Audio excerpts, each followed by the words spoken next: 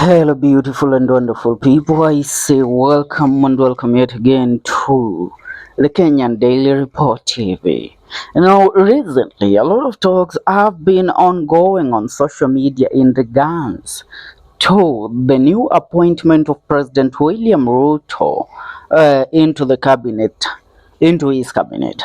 And these are members of former Kenyatta's government who have currently been appointed into the current cabinet, and not only in the cabinet, even into other positions like the CEOs and board chairs. Now, one of the members of parliament affiliated to ODM or Raila Odingas confident, and that is Honorable Peter Kaluma, has moved ahead and brought up another issue that has caught the eyes of so many Kenyans, mostly those from the Mount Kenya region. Now, Peter Kaluma has alleged what he is planning to do to the members of parliament that have been, not only members of parliament, and also to Uhuru Kenyatta's cabinet, former government officials that have currently been given position to serve under President William Ruto's current cabinet. Now, this has brought up the issue of questions on why the ODM does not want Uhuru Kenyatta's members to be inside the broad-based government, which is the whole ideology of having a working cabinet and a working government which incorporates the opposition. Now, the famous Omabe member of parliament has said that in order to uphold the current constitution of the Republic of Kenya, he says that in upholding the constitution, I will mobilize all members of parliament to reject the cabinet secretaries that have been appointed by President William Ruto. The Omabi Town MP Peter Kaluma has declared that he will mobilize members of parliament to reject the latest cabinet nomination by President William Ruto. In a statement issued on Sunday, December 22nd, Kaluma criticized the nominations, alleging a lack of ethnic, regional, and gender balance. Kaluma argued that the appointments were unfair, pointing out that all the nominees were male and predominantly drawn from a single community. And I quote, "The present nominations clearly violates Article 10, 27 and Article 232 of the Constitution and will deny the cabinet required ethnic, regional, and gender balance. If approved by Parliament, in upholding the Constitution, I will mobilize all MPs to reject them." That is the statement that Kaluma gave.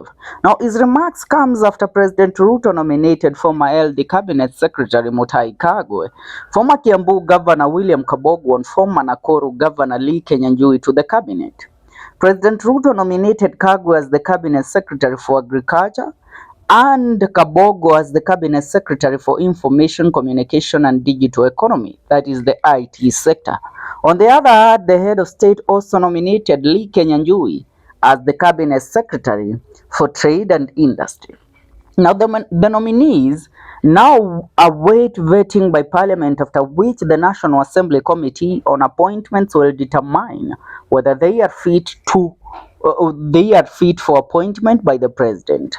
And I quote, "The President has transmitted the nominations of Cabinet Secretaries, High Commissioners, Ambassadors, and Permanent Representatives to the National Assembly for consideration and approval by Parliament in fulfillment of the requirements set out under our nation's supreme law," Head of Public Service Felix Koskei stated on December 19th. Now, when you look at this, and I say it out clearly without fear of contradiction, when you look at whatever Peter Kaluma is alleging, there is a high possibility that, you know what, the ODM team is currently in contradiction with President William Ruto, because they believe that they are supreme because William Ruto agreed on terms of having a broad-based government, so they believed that William Ruto will only bring in ODM members and Raila Odinga's allies into the team. But after William Ruto met with Uhuru Kenyatta and in realization of how he was becoming unpopular in the Mount Kenya region, he had to take a backseat and reconsider on how to deal with the Mount Kenya region and also accumulate a following in the Mount Kenya region, which currently has turned against him due to the mounting pressures after the impeachment of former Deputy President Rigathi Gachagua. So now the ODM feels that they have been left out, and mostly, let me say, when you look at the the appointment by President William Ruto from ODM after the 25th June demonstration and after dissolving his cabinet, you realize that when Raila Odinga gave out the names of those to be appointed in his cabinet, he really he really took consideration in terms of the tribes they come from. You look at Bandi. Bandi comes from Suba, which is, let me say, it's just like a Luo community. Opio and Dai also, those are the only two that we can say they come from the same region.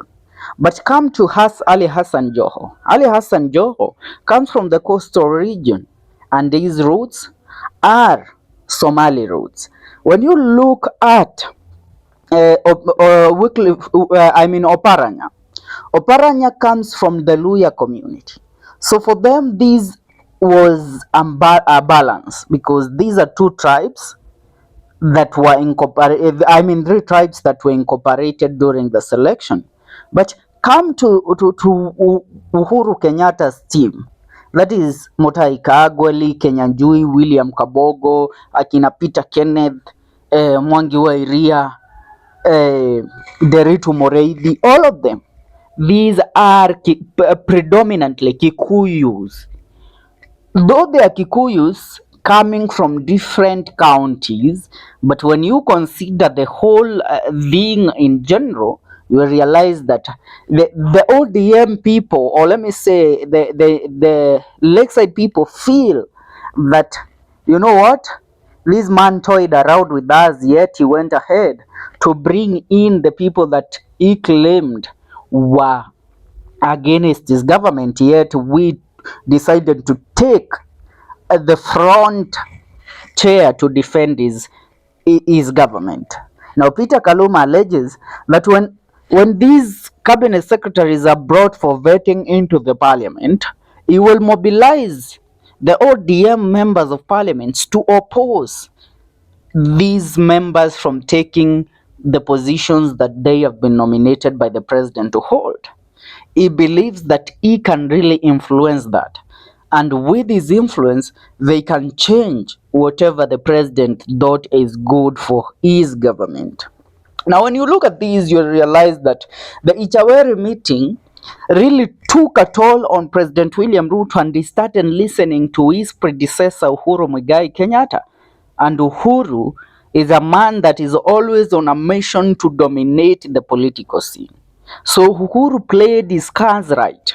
And you can't really mess around with the cabinet right now, having Ruto's right-hand man and loyalist Kipchumba Murkomen as the cabinet secretary of interior. Let me tell you, if there is one thing that Ruto did which will really influence his government, is having Kipchumba Murkomen as the cabinet secretary of interior, because the cabinet secretary of interior decides on what goes on in the cabinet. You're getting the point. Now, that is one of the many things that are currently happening in the country, and mostly in regards to the selection of the new cabinet. I urge you to leave your comment on the comment section. See you in our next video. This is the Kenyan Daily Report.